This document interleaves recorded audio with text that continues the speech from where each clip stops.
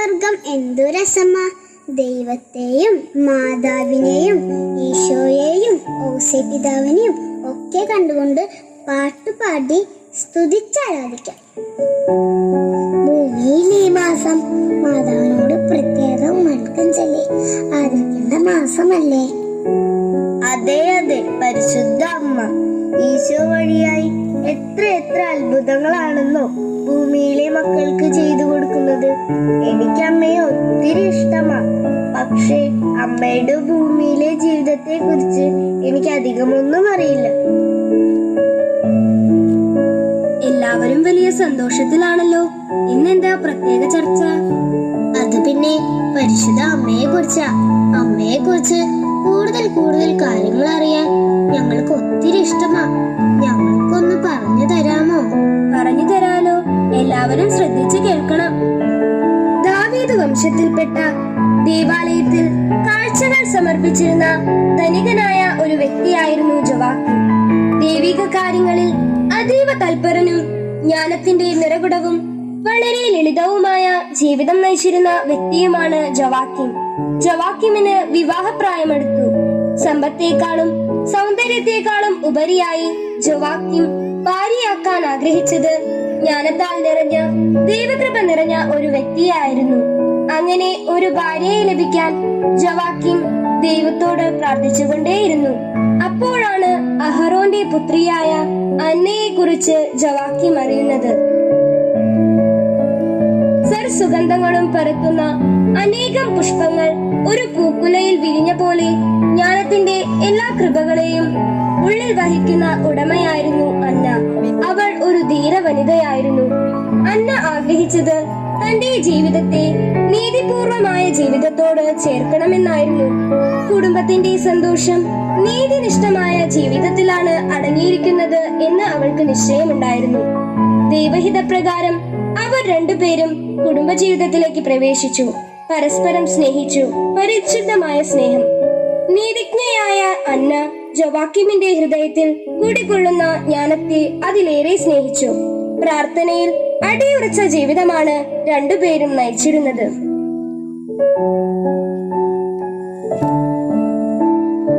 കുടുംബജീവിതത്തെ പൂർണ്ണതയിലേക്ക് എത്തിക്കാൻ അവർക്കൊരു കുറവുണ്ടായിരുന്നു. പ്രായമായിരുന്നിട്ടും മക്കളുണ്ടായിരുന്നില്ല. ദൈവാനുഗ്രഹം ഇല്ലാത്തതുകൊണ്ടാണ് മക്കളുണ്ടാവാത്തത് എന്ന് പറഞ്ഞ് പലരും അവരെ കുറ്റപ്പെടുത്തി.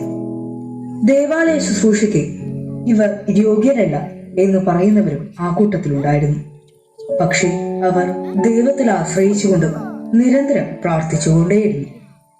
അവർ രണ്ടുപേരും ചേർന്ന് ദൈവത്തിന് ഒരു വാക്ക് നൽകി. അവർക്ക് ജനിക്കാൻ പോകുന്ന കുഞ്ഞിനെ ദേവാലയ ശുശ്രൂഷയ്ക്കായി സമർപ്പിക്കാം. അവർ ദേവാലയത്തിലെത്തി വിശ്വാസത്തോടുകൂടി പ്രാർത്ഥനകൾ അർപ്പിച്ചു. അവൾ തന്റെ കണ്ണീർ പിതാവിനെ സമർപ്പിച്ച് പ്രത്യാശയോടെ കാത്തിരുന്നു.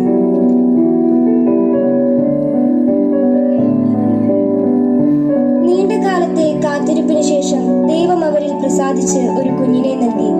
നിർമ്മലയും സൂര്യനേക്കാൾ ശോഭയേറിയതുമായിരുന്നു അവൾ.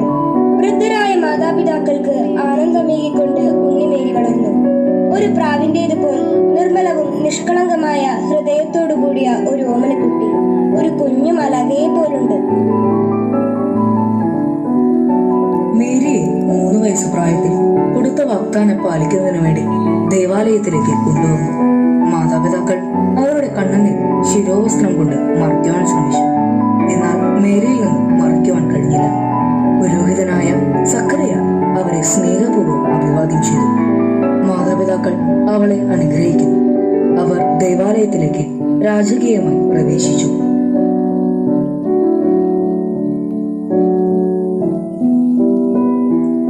മറിയം ദേവാലയത്തിൽ ശുശ്രൂഷ ചെയ്തു ദൈവിക കാര്യങ്ങൾ പഠിച്ചും വളർന്നു വന്നു. മേരി എപ്പോഴും ക്രിസ്തുവിന്റെ ആഗമനത്തിനായി പ്രാർത്ഥിച്ചുകൊണ്ടിരുന്നു. പാപം ഒന്നുപോലും ചെയ്യാതെ അമലോത്ഭവയായി മറിയം വളർന്നു വന്നു. മറിയം വളരെയേറെ കഠിനാധ്വാനിയും സത്യസന്ധതയും കരുണയും എല്ലാ ഗുണങ്ങളും നിറഞ്ഞവളുമായിരുന്നു.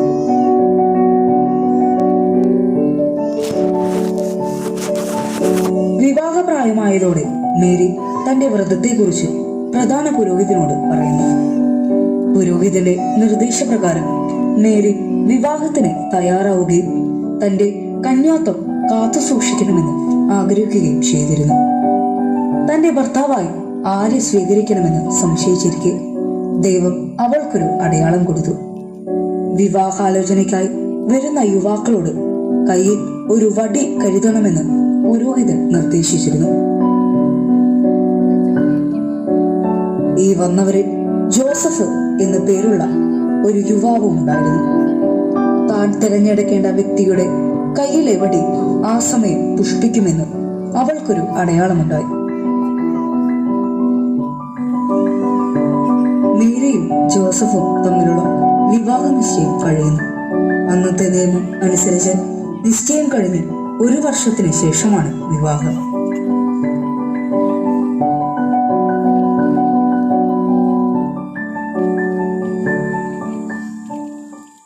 പരിശുദ്ധ അമ്മ സ്വഭവനത്തിൽ പ്രാർത്ഥനയിൽ ചെലവഴിക്കുന്നു.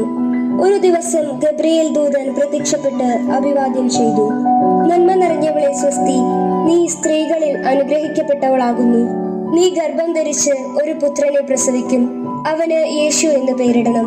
മറിയം പറഞ്ഞു, ഇതെങ്ങനെ സംഭവിക്കും? ഞാൻ പുരുഷനെ അറിയുന്നില്ലല്ലോ. മാലാഖ പറഞ്ഞു, അത്യുന്നതന്റെ ശക്തി നിന്റെ മേൽ ആവസിക്കും. മറിയം പറഞ്ഞു, ഇതാ കർത്താവിന്റെ ദാസി. അങ്ങനെ മറിയം ദൈവഹിതമനുസരിച്ച് ജീവിച്ചു. ഈ ലോകം മുഴുവൻ കാത്തിരുന്ന രക്ഷകന്റെ അമ്മയായി ഉയർത്തപ്പെട്ടു. ജന്മഭാവമില്ലാതെ ഉത്ഭവിച്ച പരിശുദ്ധ അമ്മ പാപത്തിന്റെ കറ കൂടാതെ ജീവിച്ചവളാണ്.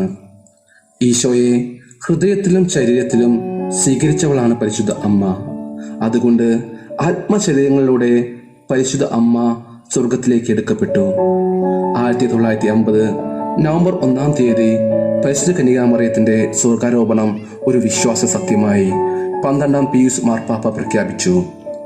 പരിശുദ്ധ അമ്മയെപ്പോലെ ഈശോയെ നമ്മുടെ ശരീരത്തിലും ഹൃദയത്തിലും സ്വീകരിക്കാൻ സാധിച്ചാൽ നമുക്കും നിർമ്മലമായി വിശുദ്ധരായി ജീവിക്കാൻ സാധിക്കും. സ്വർഗപ്രവേശം സാധ്യമാവുകയും ചെയ്യും. Our hearts beat to the city streets. We began to feel the fire. We rise like tall buildings as the chemicals they take us higher. The night's young and it's just begun as she puts her hand in mine.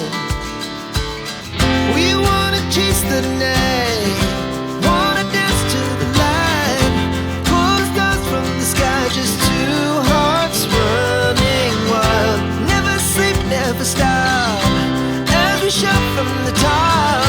We're gonna be two hearts running wild.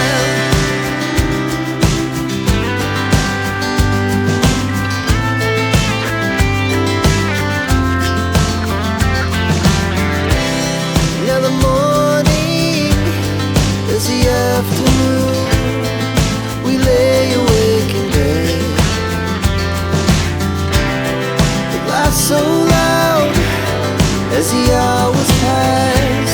We're gonna do it all again.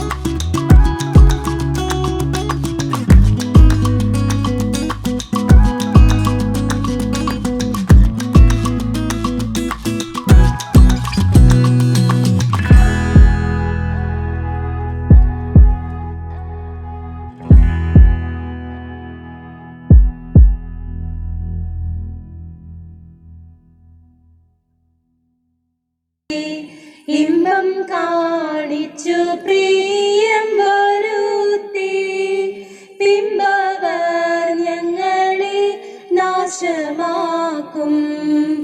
അയ്യോ മാതാവേ പിതാവേ അവറ്റെ 5000 കാലം ദൂരമാക്കി ഞങ്ങളെ കൈകളിൽ താങ്ങിക്കൊണ്ട് നിങ്ങളുടെ പുത്രനു ചേർത്തുകൊള്ളുവിൻ. നല്ല മാതാവേ മറിയേ, നിർമ്മല യോസേപ്പ് പിതാവേ.